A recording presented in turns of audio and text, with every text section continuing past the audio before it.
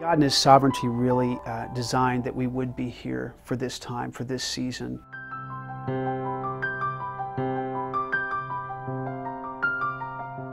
So we started with a dream and a team. It was like 80 of us actually signed on and said we want to give our lives for the cause of Christ in Southern York County.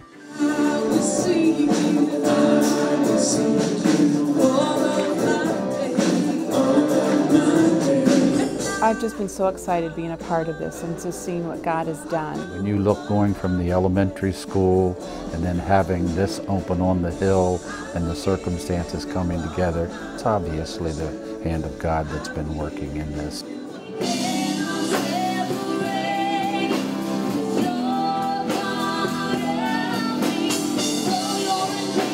That makes us one of the fastest growing churches in America. We're probably in the top 3 percentile of church growth in the United States, which is just crazy.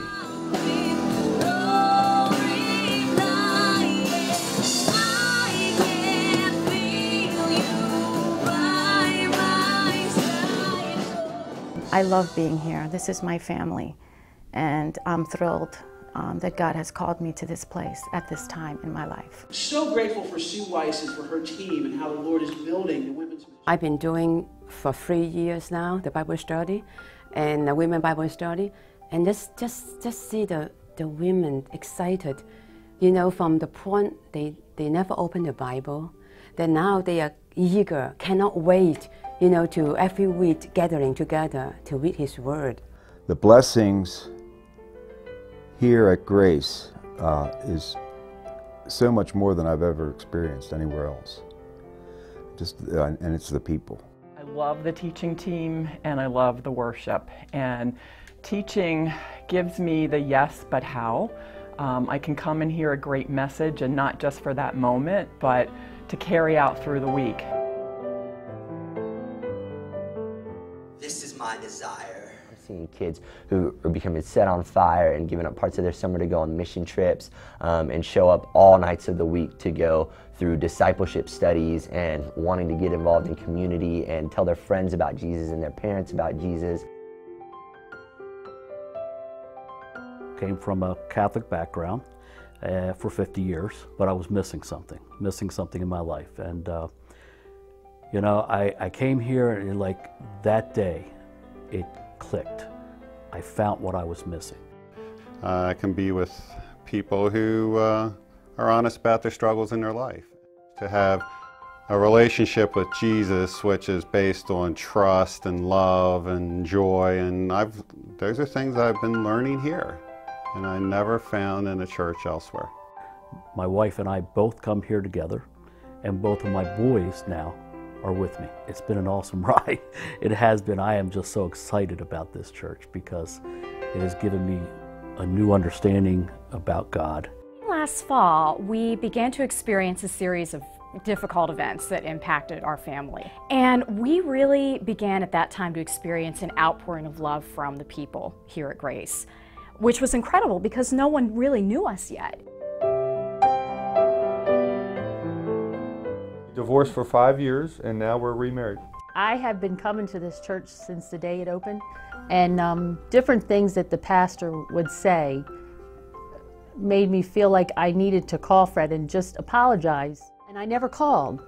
And the Lord just kept laying it on my heart to just call him and talk to him, and I never did. And then I came to church one Sunday, and the pastor had preached on calling people that you felt that you needed to talk to and apologize to, and I thought, you know, okay, I hear you talking to me. So we just got married June the 30th. Yeah. We're newlyweds. Oh yeah, I had that fear of rejection.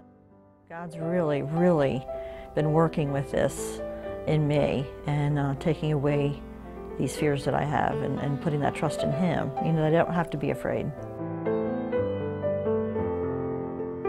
I was diagnosed with skin cancer just recently, a couple weeks ago. So I feel like God has met me right where I am and helping me through the process. Like He's encouraging me so that way I can encourage others, that I can be that light. Well, we've had a lot in the last couple years, or I guess the last 12 months, where we've lost a house, we bought a house, we've lost a job, we've picked up jobs, we've had a baby. Probably the biggest event of everything was with baby Caroline.